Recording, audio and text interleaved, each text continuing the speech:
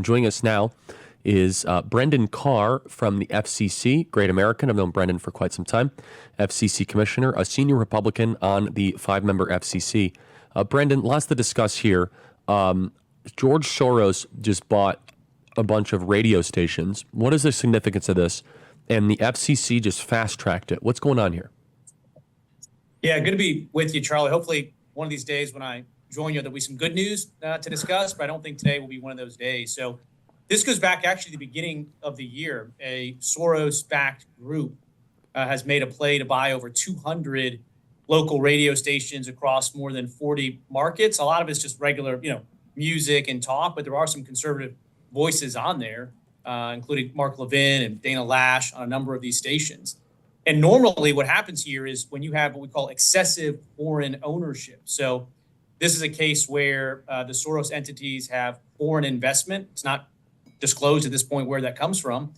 When you have excessive foreign ownership, the FCC has a process where we bring in national security agencies and they review that foreign ownership. And then only then, after that process runs, does the FCC decide whether to allow the transfer of these licenses to the new entities. Here, we've got the cart before the horse.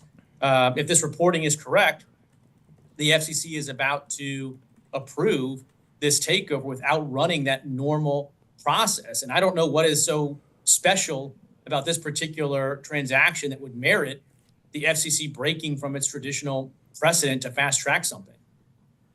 Blake, do you have a thought on this?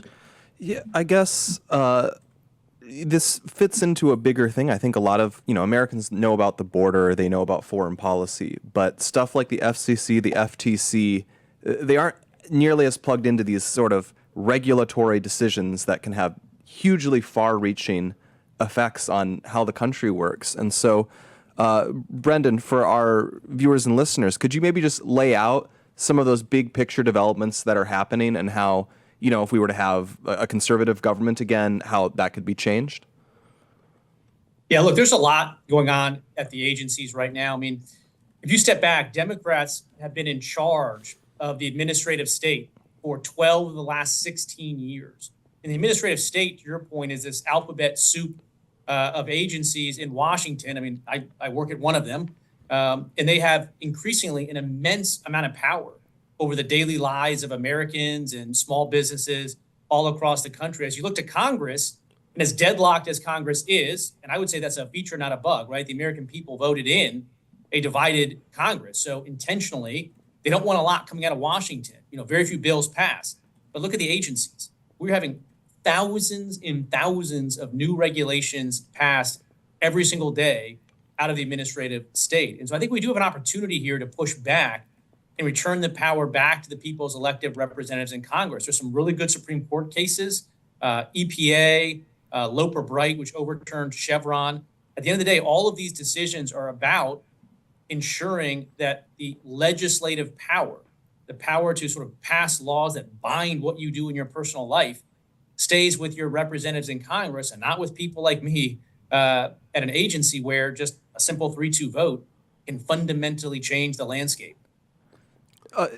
Just as a good example of one of these, you had a piece in the New York Post recently, and it's a very, I think, arcane topic for a lot of people, but it was about how the FCC delayed a rollout of internet in rural areas. And I think a lot of people, their eyes could glaze over at that, but you actually said it was one of the worst abuses of the FCC you've ever seen. So could you build that out for our listeners and explain what's going on here and how that really captures, the Biden era FCC?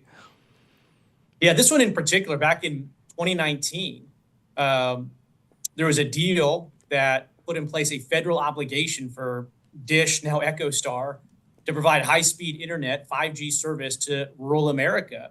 And last week on a Tuesday night, they submitted a filing asking to be let out of that federal commitment. And in a Friday night news dump, the FCC at the bureau level, so without any input from me at all, or any other commissioner as far as I can tell, the agency granted that extension of the build-out obligation, which ultimately leaves rural America behind. But it's part of a broader story, I think, of leaving rural America behind. The most pressing example is in 2021, President Biden asked Vice President Harris to lead the administration's signature $42 billion effort to expand internet access to millions of Americans. And we're over 1,040 some odd days later, and not one person has been connected to the internet with those $42 billion. Not one home, not one business. Now, if you go back a year or so ago, people were really upset at Secretary Buttigieg because he'd only, overseen the build out of 8 EV charging stations after getting $7 billion. But I think in hindsight, we probably owe Secretary Buttigieg an apology, because 8 charging stations is a heck of a lot more than 0 people connected to the internet with $42 billion.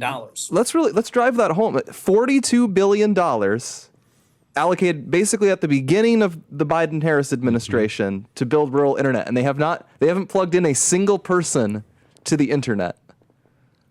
It's amazing. And there was recently a story in Politico, including some testimony subsequently from state officials that were involved in this effort dealing with the federal government.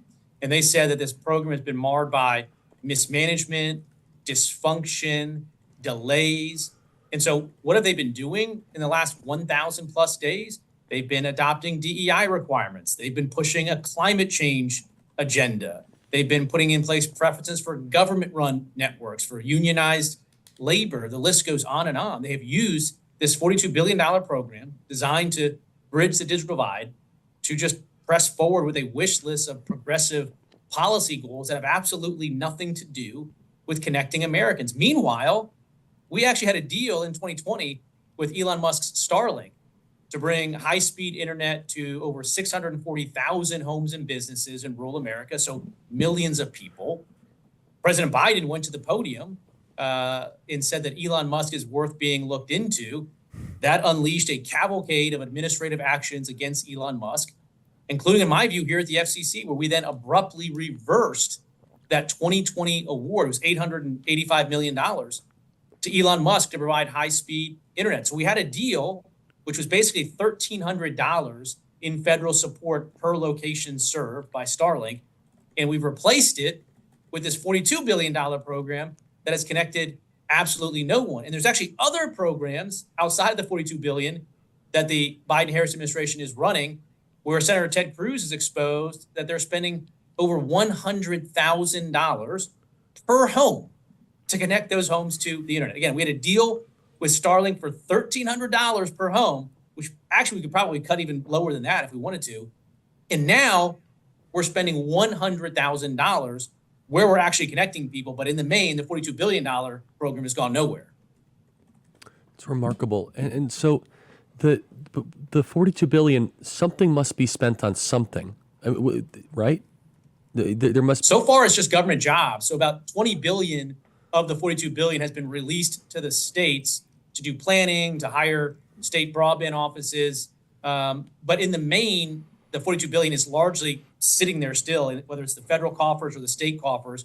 So what I've said is we can correct course pretty quickly here. We can get rid of the DEI requirements, get rid of the climate change agenda, get rid of all this progressive wish list. And there's still a lot of that $42 billion left that can go to efficiently connecting rural America.